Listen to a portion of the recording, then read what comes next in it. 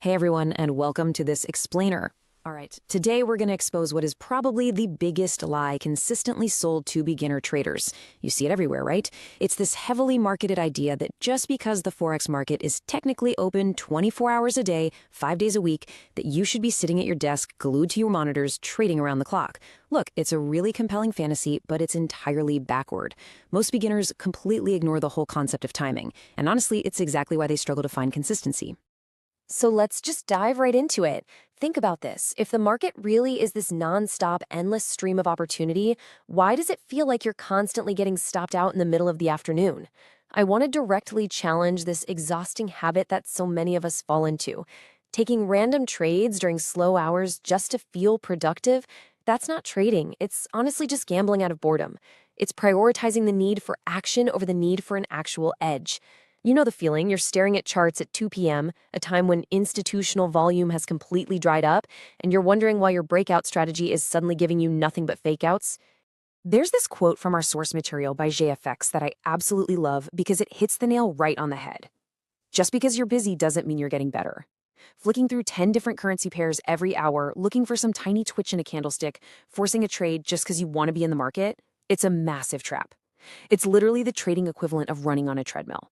You're putting in this huge amount of physical and emotional effort, your adrenaline is spiking, but you are covering absolutely zero distance. Progress in the markets isn't measured by how many trades you log. It's measured by the quality of the decisions you make at the exact right times. Okay, here's our roadmap for decoding the literal timeline of a trading day. First, the 24-hour trading myth. Second, the 3 major sessions. Third, trading volatility versus consolidation. 4, the London-New York overlap. And finally 5, mastering the kill zones. Let's kick things off by looking at how money actually moves with Section 1, the 24-hour trading myth.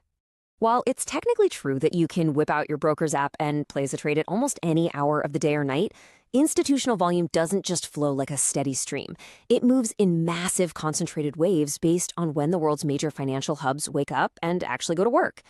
Let's trace a 24-hour cycle to give you a mental map. The market day kicks off with the Asian session right around 6 p.m. Eastern Standard Time. Then, as Asia winds down, the London session roars to life at 3 a.m. Eastern. Following that, the New York session comes online at 8 a.m. Eastern, driving the market until the eventual close around 5 p.m. Having this map in your head is step 1 to stop trading blindly. But just knowing the clock isn't enough. Section 2, the 3 major sessions.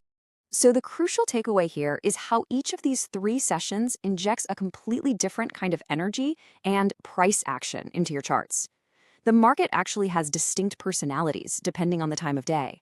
During the Asian session, the market is usually slow and ranging. Price just kind of lazily consolidates. But then, London wakes up. London is the historic capital of foreign exchange, and it injects massive liquidity, bringing strong directional moves and true breakouts. Finally, New York enters the chat. New York often provides a rapid continuation of that London trend, or, depending on major news, violent reversals. If you try to force a breakout strategy designed for London into the sluggish Asian session, you're mathematically setting yourself up to fail. This flows perfectly into our third topic, Section 3, trading volatility versus consolidation.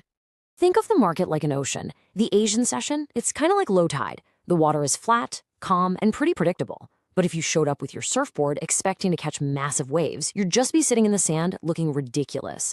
Consolidation and ranging environments trap impatient traders. But when the London and New York sessions begin, that's when the high tide rolls in. This is when the banks and institutions are aggressively placing their orders.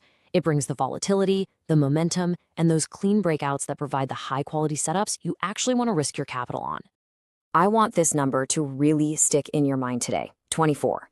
Yes, the market gives you 24 hours of access, but it absolutely does not give you 24 hours of opportunity. Sitting at your desk for 10 hours straight doesn't make you a hard worker in trading. It makes you a target. You're just churning your account, paying spreads, and suffering total emotional fatigue during times when the market simply doesn't have the volume to pay you out. Activity absolutely does not equal progress. Now let's build up to the absolute climax of the trading day. Section 4, the London-New York overlap. What's really incredible to see is the undeniable volume spike that happens right in the middle of the trading day. Look at the natural progression. We go from low volume in Asia to medium volume when London opens. But then, right around 8 a.m. Eastern, this magical window opens. For a few hours, the London session is still super active and winding down its day, while the New York session is just waking up and firing off its morning orders. You literally have the world's two largest financial hubs open at the exact same time. The liquidity is astronomical. So why does this matter to us? Because this overlap is where the real money is made. It provides peak liquidity, meaning you can get in and out of your trades with almost zero slippage. It's driven by raw institutional order flow. This massive volatility isn't just random noise. It's the sheer momentum you need for high-quality, high-probability technical setups to actually hit their take-profit targets instead of just stalling out. If you're only going to dedicate 2 or 3 hours a day to the charts, this overlap is absolutely where you want to be. Which brings us to our final piece of the puzzle, Section 5, Mastering the Kill Zones. A kill zone is a highly specific, targeted time window. Basically, it represents the high-probability trading hours surrounding major session opens, where institutional volume aggressively enters the market. You aren't staring at the entire New York session. You're looking at a specific 90-minute to 2-hour window right at the open where the market is most aggressively seeking liquidity and establishing its daily bias. This is the one window where you need to be fully focused, locked in, and ready to execute. Here is the exact mechanical procedure a disciplined pro uses. Step 1, you sit on your hands. Seriously, you wait. You do nothing until the kill zone officially opens. Step 2, you observe the immediate price action. Smart money loves to use this opening volatility to sweep liquidity. They quickly push the price to take out the stop losses of early retail traders to fuel their own massive positions. Step 3, you execute your setup in the direction of that newly established institutional volume. It's highly calculated and it is 100% dependent on the clock.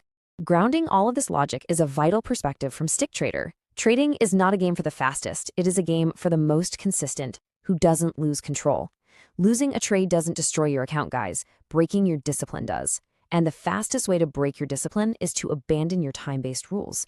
When you miss a setup during a kill zone and then desperately try to force a trade 3 hours later in a completely dead market, you've lost control. You are no longer trading your edge. So what is the major psychological shift here? You need to adopt a rigid set of rules starting tomorrow. Stop the 24/5 chart watching. It is draining your mental capital. Commit to trading only when the market actually moves, during major session opens and those overlaps. By strictly following this, you naturally avoid those frustrating, low-quality consolidation setups that just slowly bleed your account dry. Ultimately, your goal is to transition from someone who's always trading into a sniper who waits for vastly higher quality decisions. I want to leave you with his final provocative thought. It sounds so counterintuitive to everything we're taught about hard work, but in the markets, less really is more. Ask yourself today, are you exhausted because you're trading well, or are you exhausted because you're trading at the wrong times? Fix your timing, protect your mental capital, and let the institutional volume do the heavy lifting for you. Trade less, time it better. Thanks so much for joining me on this explainer, and I will see you next time.